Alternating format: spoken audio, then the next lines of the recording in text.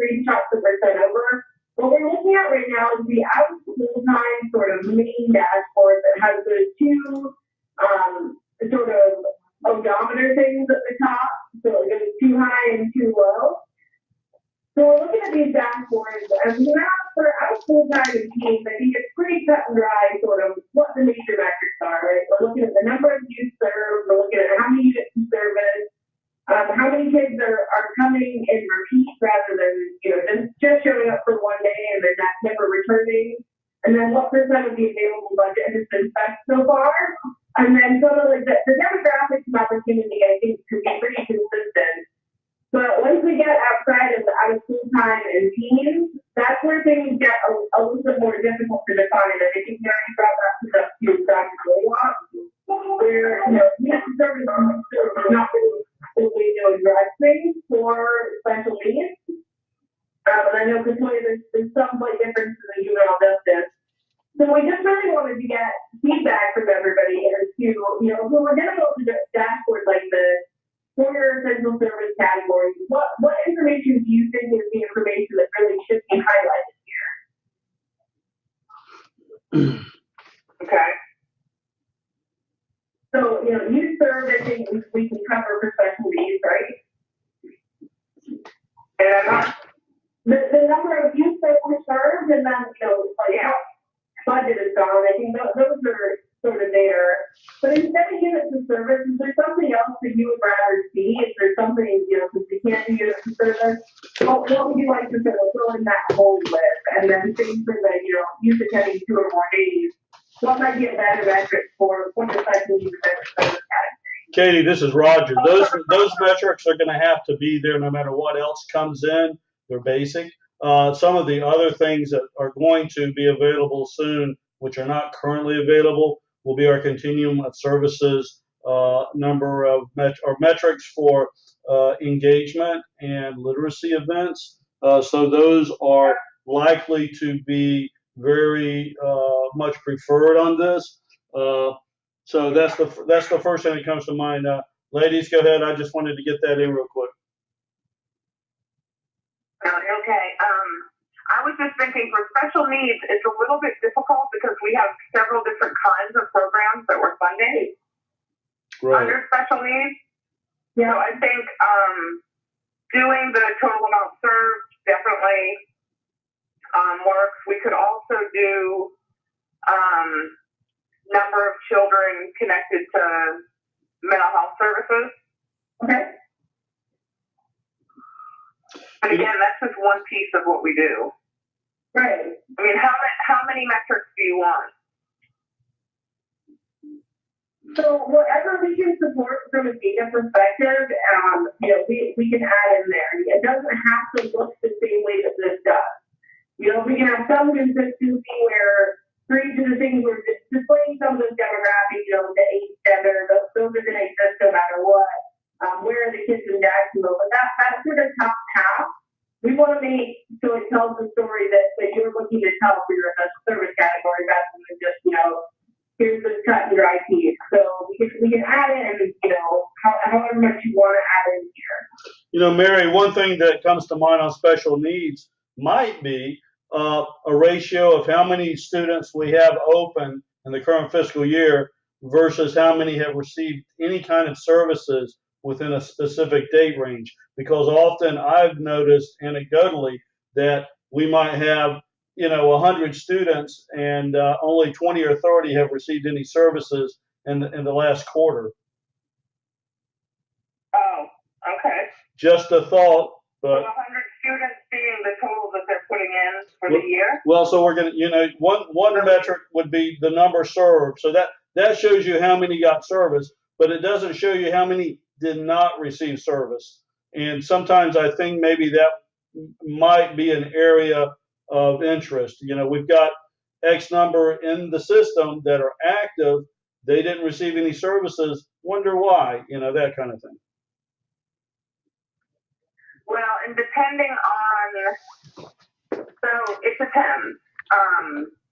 Because some kids might be in the system that received mental health services last quarter, but they didn't receive them this quarter, but it doesn't mean that we're not serving them. They could be done. Precisely. Mental health services aren't. It could just be that it's one time. Precisely, and that would then lead to a success metric. Oh, look, you know, these 17% of the kids in this program did not require any services in this quarter, and that would be considered a success metric. Again, I'm just brainstorming, but you know, there's all sorts of ways to use that information. So I'm just kind of going back and forth with you because I want to make sure I completely understand what you're saying. However, there's also it could also tell the opposite story, that these kids are being served and they disengaged, or these kids we receive referrals for, but they never truly connected with treatment. Just very, very good points, and those two may be areas of worthy analysis. If they were not engaged, why not? Should they be? Should they not be? Is it okay? Is it not okay? You know, and if they again, I'm not saying that we should do this. I'm just saying I'm looking for what we got data-wise and what maybe could be used. So it's just an idea, not suggesting you need to do it. I think it's a great idea if we can use it to figure out those multiple different pieces. Mm-hmm. Sure. As far as the data that you have, is this position ever sort of recorded? Like, you know, this child disengaged with services, or this child no longer needs services? Like, is that recorded anywhere in SAMHSA? No, but Not in SAMHSA, no, but it could be. I mean, we could put custom fields in there, as you know, and if that was considered to be a good return on investment in terms of build out, it could be done. And that may be a phase X, not necessarily the phase 1. Mm-hmm. Yeah, like I think it's definitely going to be an iterative process no matter what we do. There's things like, you know, Dr. Mateo told the continuum of services, the literacy and engagement, like those are definitely things that are going to happen down the line. The data today doesn't support them, but, you know, when it does support them, it's absolutely going to be added on here. So, you know, we just want to make sure for the time being, based on the data that we have available, we're showing you the metrics that are going to be useful and helpful for the return service categories, rather than saying, you know, here's the things that I shared and that I think are important, because I obviously, you know, I'm not an expert in special needs care, so I like to make sure that we're giving you the tools that you need to sort of, you know, use the data rather than deciding what they are. So, you know, anything you want, if you want to, like, you know, take a couple days and do on it, you're always welcome to email me if you have no and thinking maybe this would be a metric. So it's totally up to you the way that we go forward, but, you know, I just want to make sure that we're getting the best that we can. Mary, here's another concept I'd like for you to think about. Would it be beneficial to have a program list on the dashboard that would show various activities? You know, there were 20% of the students at Alden Road received counseling, or something along those lines, where you have a summary breakdown by program. And I think that's a fantastic idea. Okay. And part of why that's really good too is that special needs, you know, we can kind of lump each program into a specific category, but there's mental, behavioral, emotional, and identified disabilities programming. Mm-hmm. There might be one program that does all of those with the kids. Mm-hmm. It would be interesting to be able to track that as well. Okay, you know, so Katie, you know what I'm thinking. Then of course we give you the students number of how would we, by program, the number of units of service per activity within the day range, something like that? Yeah. Okay. Yeah, so instead of the way that we receive right now, it's sort of like kid and serve. It could be, you know, here's the youth, and we can either do four columns or 4 rows, whichever is easier for you. You know, here's how the medical service, you know, the service received. Here's how many behavioral service received. And we could really tell, that would be a deeper telling telling of the story of what we're doing, which is good. Perfect. Is there something like the sort of retention metric that we have for out of school time, which is looking at how many kids attended 2 or more days? No, there is for healthy families, but not for the rest of the program. Yeah. I mean, healthy families might be a whole lot different than sort of the rest of the program to what I know about it, as far as the way things are recorded as well. So. Yeah, and we end up finding, there's one program, no matter what we do, it's really not, the story just sort of doesn't belong here. It might be something where, we can build a separate little tab just for that program. So, you still have insight into that program, but it's not, it's not sort of interfering with the other programs. So let me ask you a quick question. How is this dashboard being used? Is it public? Is it internal? It could be either. I think the initial objective is to have something external for policymakers and council members and so forth to see. Right. But we could, you could have an external and internal version. I would think.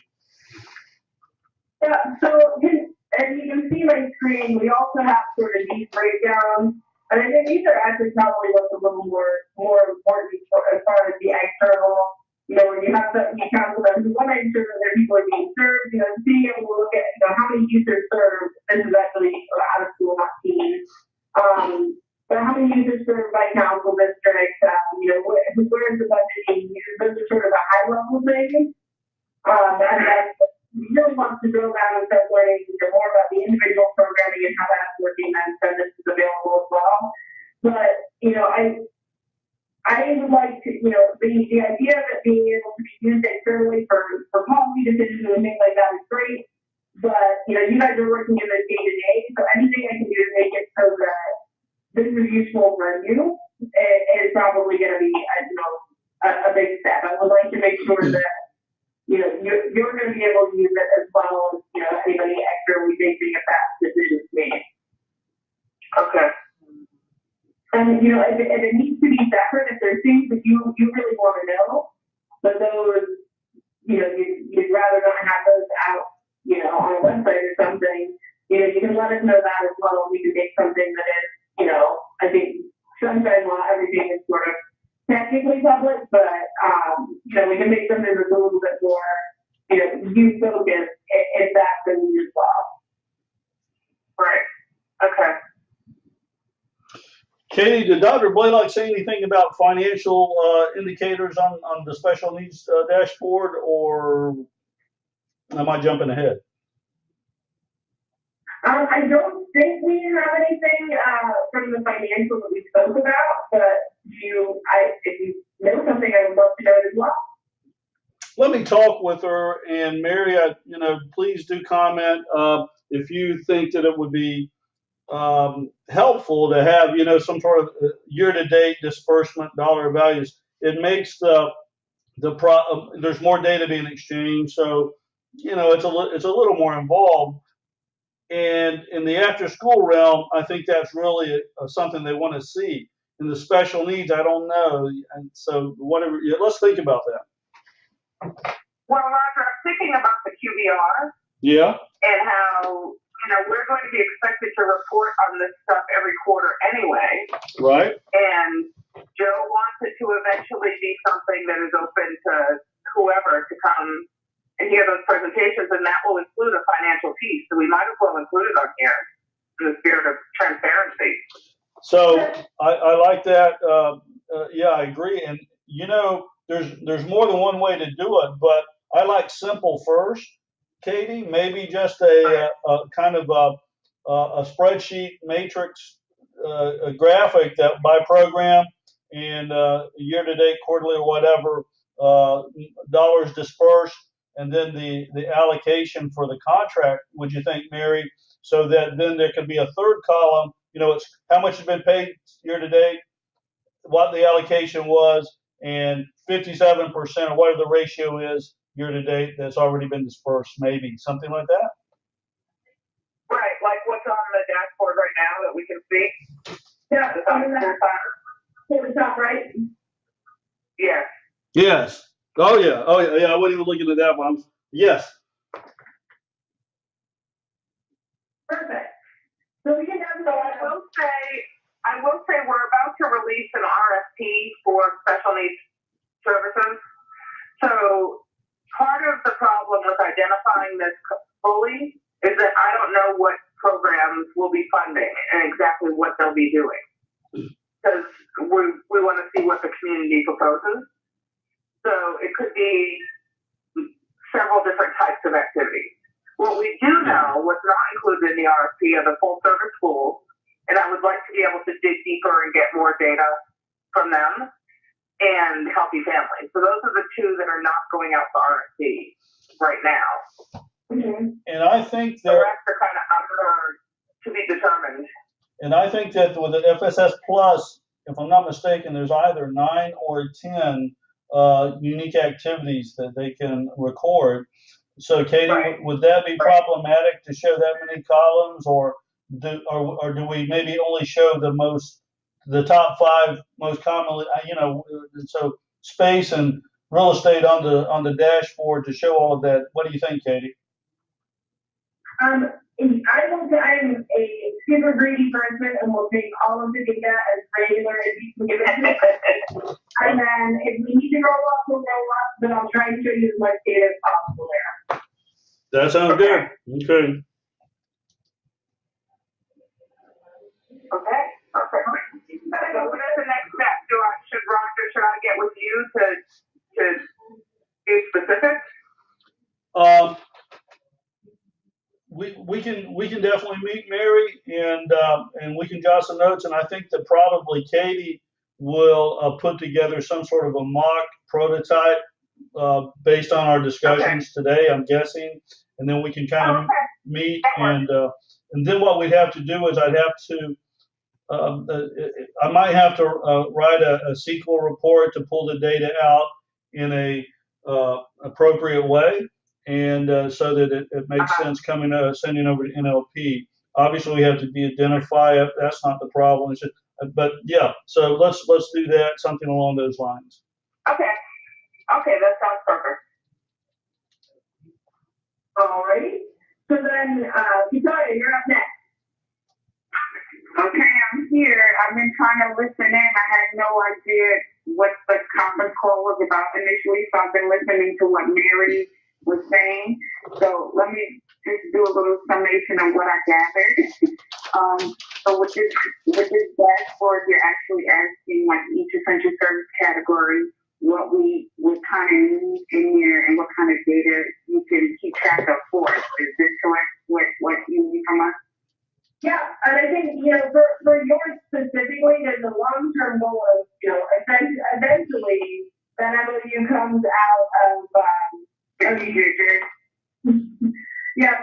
One of these days, people in the DCA will get to that contact, and that will go for the DJJ. So I'm sure that's a message that would be really good to show you, or we could look at sort of, what are the senators you know there.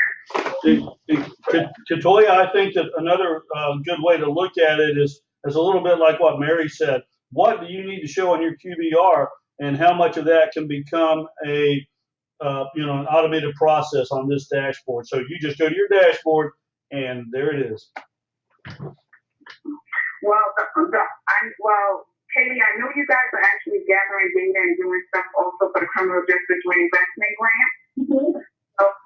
So that kind of information, I think is important as well, because one of the things under my QBR that I want to try to put into place is how to sustain the CJRD grant beyond 2020. So, as long as that data and information is being tracked of the number of kids that we're serving, meaning getting into treatment. I know with Carly there was some back and forth regarding the definition of what serve meant, enrolled, and things like that. So I know we have to get that defined still. But besides what you already have in here, age, ethnicity, the to districts and things like that. And besides the recidivism rate that you already stated, it's not really anything else that I can think of unless we have something going on with DCPS and we can try to determine like referrals and things like that to kids. So, Katoya, what about the number of kids that have come in through intake that have been referred, and then the number that have actually received services after referral? Yes, and well, with the criminal justice reinvestment grant, that would definitely be important. But the other programs that are currently under the space of JJ are not like that, you know. Sure. Yeah. So you could have a separate tab, I would think, for CJRG. Would that seem reasonable, Katie? Yes. For sure. I think CJRG and the other programs have to be sort of segregated because they are very, very different. But I can work with Carly to get, let's summarize CJRG in a similar dashboard to this. But then for those other programs, number of youth served, and then those aren't unit service based, are they? No, they are not. Daniel is currently unity service, Daniel Juvenile Intervention Program, but the rest of my programs are all cost reimbursement. Okay, so we just have a dollars with you see any other metrics in Samus, Roger, of applicants in those programs? Katoya, don't we record in CJRG? Don't they record service activities at the sub contractor level? CJRG.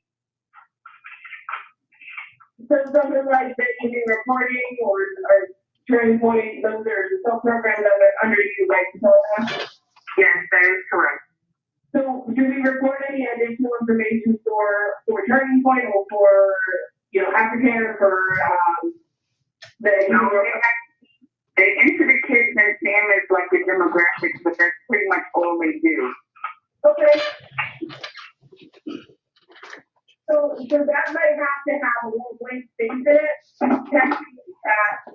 that we did engage in it, because I think that the ability to sort of keep going with that analysis is dependent on getting that MOU. So like the outcomes there really are sort of recidivism based, right? It's getting these kids through the program and hopefully not seeing their citizens.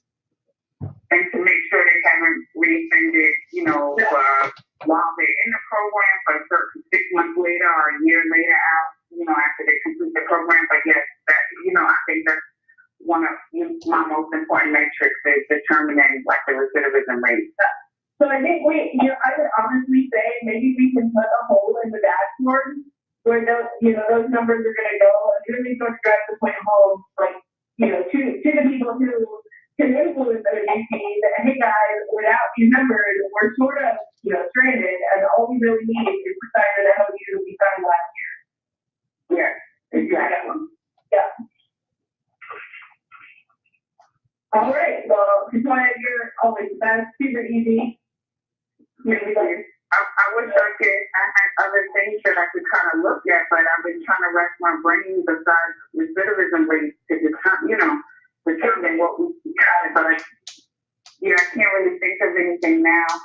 I'm redoing my RFPs in the JJ space, and I also have a new one that's going to be coming out for diversion. So maybe with the development of the new RFPs, it might be something else that I can think of to look at. So perfect. And Katie, we would on this one, juvenile justice, we would definitely do the basics. That would be just by program, number of kids, and the dollar financial side. Does that sound reasonable to everyone? Yes. Okay. Thank you. Mm-hmm. Thank you.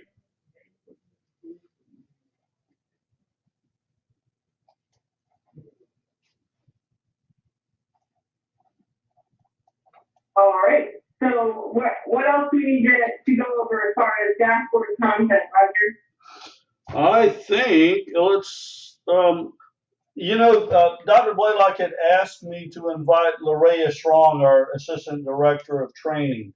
And I had absolutely zero discussions with anyone on the objective, but I would guess that Dr. Blaylock was sort of thinking about perhaps having a dashboard that shows some metrics on the number of types of trainings and the number of people that have come through within a specific date range. So I don't want to let's say potentially we may be talking about some sort of a training dashboard of that nature. So I'll just kind of throw that out there for your thoughts and see what you think about that.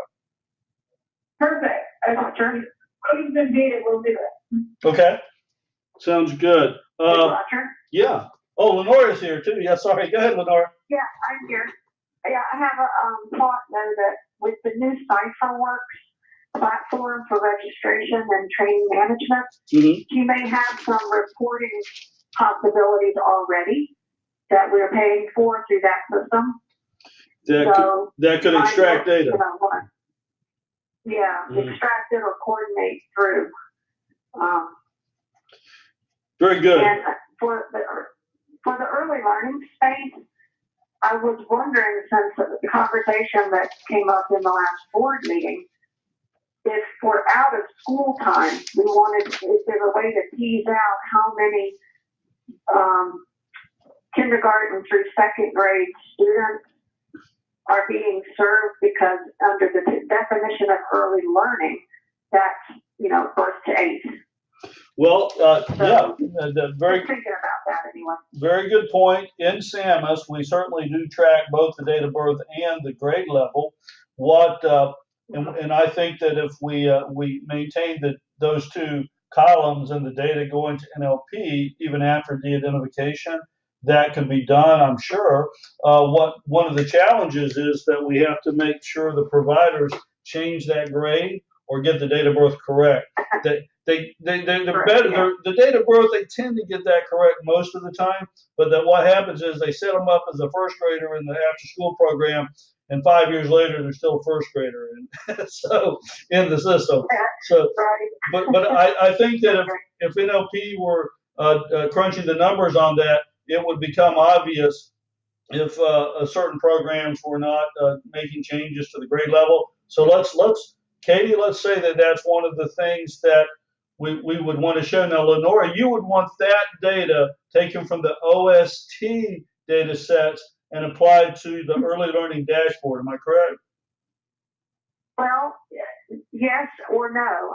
I'm not sure what really the right platform is for that, because there's early learning, children in early learning being served under special needs too, of course. Absolutely. So when I think about early learning specifically, we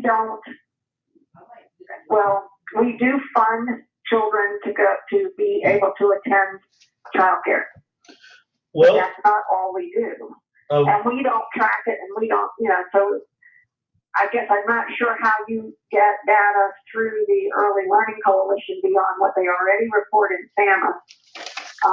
And I would also wonder how to connect the over 4,000 children impacted by our job embedded and on-site services to improve quality can be captured as children served. I tell you what, to answer. Go ahead. Sorry. We talked a little bit with Dr. Blaylock about including some of the Coach Jack information in the early learning. I'm sorry, there's a lot of echo. If Katoya could go off speaker for a minute, it might help me hear better. I could not understand you. How about now? Is this any clearer, or I'm going to switch over to my cell phone? Yeah, that's better. Okay, so when we spoke with Dr. Blaylock, we talked a little bit about including some of the data from Coach Jack for the early learning as well. So not just looking at the number of youth served, because I think that number is really hard to capture for early learning in a complete picture. So not only just including that, but looking, at how many Coach Jack events are occurring, how many trainings have happened, having a little bit of information there, I think might be really useful as well. Okay. Well, we're not going to be called Coach Jacks. We'll start with that. Okay. Yeah, and we are needing to be recognized as a quality improvement workforce development activity. Okay. Really what we do in our space. And for my QDR, I am asked how many children were served through our work. And so I do need to be able to connect them to that. But also what's helpful for us is to be able to show where these children attend programs and what things like their star rating, their kindergarten readiness rating for the program. So it's program data. How many high quality programs are located in a specific area of high opportunity, that sort of thing. Right, so I think a lot of that, and just sort of duplicating information that is on the Asset Map and Opportunity Index, because for that we do use the kindergarten readiness rate. I can also start to incorporate the guiding starting numbers. And so currently I am 95% sure we have the number of youth that were included for the kindergarten readiness. So we have the numbers for those programs. So we have, you know that this the training event occurs when somebody who's staffed at this facility, then we have the number for the sort of quality improvement, and then also here's how many kids were reached by the people for these quality improvement programs. Here's how many of them had guiding stars. Here's the distribution. Okay, so is the asset map available? I'm gonna put that one on Roger's board. Because we need the asset map, we need it updated regularly, and we need a whole lot more programs on there that are part of our field of service than currently on there. So, and when you're talking about early learning programs on the asset map, is that right, Lenora? Yes. Katie, it might be worth considering the evolution of the asset map to a unique map for early learning, because that thing is getting mighty busy. There's potentially over 500 programs for early learning. And if we commit to doing that, I think before we make the final commitment, we need to make sure that we can get that data in either an automated or semi-automated process, because Lenore, doesn't that change fairly frequently? Yes, annually our capacity to serve programs can change somewhat, but it is changing now. And even though the field is much broader because of some state regulations, our capacity may be smaller. Again, it's just we're designing this work right now, and some of our decisions are based on legislation that has not yet been finalized that we're waiting for. So, Katie, I think that the early learning dashboard is going to be a separate track from the others, and it's probably going to require a little more TLC. I'm really excited about it because we don't have anything for them, and it's going to be just tremendous when we have it. Right. I think it's going to be wonderful.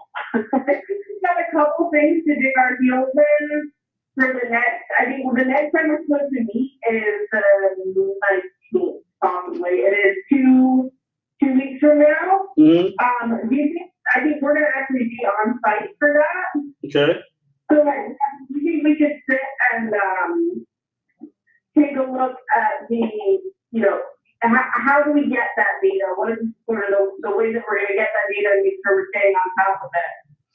So I'll sort of point out from our side, here's what that might look like, and then if we can talk on the 19th of here's how we're actually going to be able to execute that. I think that will give us, a really good final picture. Lenora, could you? And that would be after the board meeting? Mm-hmm. Would that be after the board meeting? I'm not sure. When's the board meeting? What day's the board meeting? The 19th. Oh, and we're scheduling. Thursday the 19th. Yeah, it would be after. Are we doing the afternoon? I'll check right now. Hold on. And Lenora, Go ahead. I think Dr. Bullock scheduled it June 19th. Maybe I'm crazy. I'm looking right now.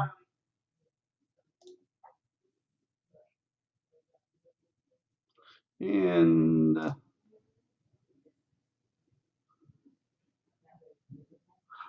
if she, I don't, she didn't send it to me. It's not on my calendar, but it was, you say it's 1:30? I'm sorry, 1:30 is a different thing. I'll go back to my email because I'm pretty sure we planned on 2 weeks in June. I thought so too. Wednesday. Oh no, it's the 26th. The 26th? At what time? Yeah, at 9 a.m. Yeah. Yeah, that's it. Roger, can that be sent out to all of us so we can get it on our calendar? Yeah. And Katie, that's going to be for all of us on the call today, correct? That is entirely up to you guys. Yeah, well, let me do that. If Dr. Blaylock thinks that would be too much scope for that meeting, we'll dial it back. But yes, I'll send it out to everyone today. And Lenora, could you and I have a meeting before then? And what I'd like to do is sort of sketch out what getting the data that we're talking about, or at least some of it would entail. Sure, absolutely. Okay, great. And Mary and Katoya, do either of you think that we need to have a separate meeting before this 26th event? I think if we already have the data, we probably don't. But if I think of anything, I'll let you know. Sure. And if I think of anything beforehand, I will get on the calendar before that. That sounds great. And one comment, if you get really bored and you want to think about this for 5 or 10 minutes, take out a piece of paper and sketch that dashboard the way you'd like to see your metrics, and then we can get with Katie. Now, Katie's going to give us a design, but sometimes sketching it out will actually you'll think of something that we haven't discussed. So you don't have to, but just a thought. All right. Thank you. Thank you. Hey, that's perfect. Thank you. All right. Bye-bye. Okay, bye-bye. Katie, anything else? A couple things. I just added. Are you able to see my screen? Hold on a second. Let me go back to it. Yes. We're getting on the nerdier side. Well, that's fun for everyone else. But I added in a couple sort of target dates. This is what Dr. Blaylock, I guess, Dr. Blaylock and Mary worked on putting something together with these dates. So for that integrated individual essential service category dashboard, I just added these dates in here. So that would be targeting about a month to have that first draft version over, and then a week for KHA to get feedback. And then 2 weeks to finalize based on that feedback, and then the validation. So we just added that in there. That's good. Because it was all and you're gonna, can you send that over to me today? And I'm gonna print it and update my copy. For sure. Okay, cool. Yep. And then I think we had the idea of trying to set up time to meet with each program in the essential service category individually. But I think we're already taking care of that, so I think we're probably good to go. Okay, that sounds great. I'm going to try and touch base with everybody informally on my side again, just to see if they think of anything else. If they do, I'll get back to you on any additional ideas or questions. Perfect. Thank you so much. You're welcome. Thank you. Have a good day. You too. Have a good one. Yep. Bye-bye.